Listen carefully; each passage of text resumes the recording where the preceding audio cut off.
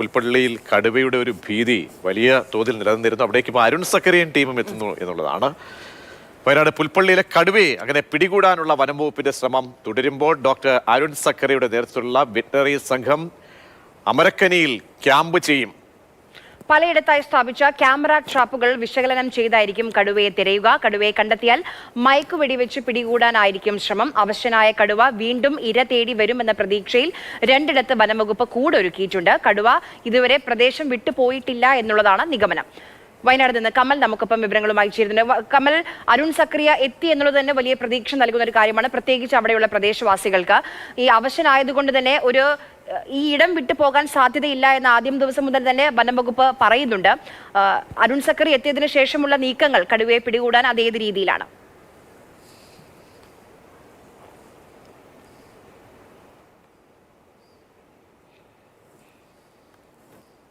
മൂന്ന് മേഖലകളിലായി തിരച്ചിൽ നടത്തുന്നുണ്ട്. കുറ്റിക്കാടുകൾ ഉള്ള കൃഷിയിടങ്ങൾ ധാരാളമായി ഉണ്ട് ഈ പ്രദേശത്തെന്ന് പറയുന്നു. അത്തരം സ്ഥലങ്ങളിലാണ് കടുവ ഒളിച്ചിരിക്കാൻ സാധ്യതയുള്ളതെന്നാണ് നിഗമനം. എന്തായാലും ഏറ്റവും പ്രധാനപ്പെട്ട കാര്യം ഇന്ന് 2 കുങ്കിയാനകളെ കൂടി തെരച്ചിലിനായി എത്തിക്കുന്നു എന്നുള്ളതാണ്. സുരേന്ദ്രനും വിക്രമും ഉച്ചയോടുകൂടി മുത്തങ്ങയിൽ നിന്ന് ഈ പ്രദേശത്തേക്ക് എത്തും എന്നാണ് വനം വകുപ്പ് അറിയിച്ചിട്ടുള്ളത്.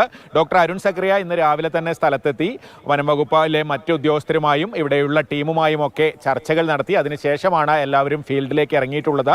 3 സംഘങ്ങളാണ് ഇപ്പോൾ തിരച്ചിൽ നടത്തുന്നത്. എന്തായാലും കടുവ ഏറെക്കുറെ അവശനാണ്. വലിയ മൃഗങ്ങളെയൊന്നും ഓടിച്ചിട്ട് പിടിക്കാനുള്ള ഒരു ആരോഗ്യാവസ്ഥയിലല്ല. 2 ആടുകളെ മാത്രമാണ് ഈ പ്രദേശത്ത് നിന്ന് വേട്ടയാടിയത്.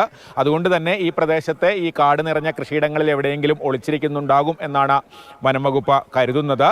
പുഴയ്ക്ക് അക്കരെ കർണാടക വനമേഖലയാണ്. അങ്ങോട്ട് തിരിച്ചു പോകാനുള്ള സാധ്യത ഇല്ല എന്ന് തന്നെയാണ് ഇപ്പോഴത്തെ നിഗമനം. എന്തായാലും കടുവയെ കണ്ടെത്തിയാൽ സാഹചര്യങ്ങളെല്ലാം അനുകൂലമാണെങ്കിൽ മയക്കുവെടി വെച്ച് പിടികൂടാൻ തന്നെയാണ് തീരുമാനം. കഴിഞ്ഞ ദിവസം നടന്ന സമരത്തെ തുടർന്ന് അത്തരത്തിൽ വനംവകുപ്പ് ഉദ്യോഗസ്ഥർ ജനങ്ങൾക്ക് ഉറപ്പ് നൽകുകയും ചെയ്തിരുന്നു. അതുകൊണ്ട് സാഹചര്യങ്ങൾ അനുകൂലമാണെങ്കിൽ മയക്കുവെടി വെച്ച കടുവയെ പിടികൂടാൻ തന്നെയാണ് വനംവകുപ്പിന്റെ തീരുമാനം.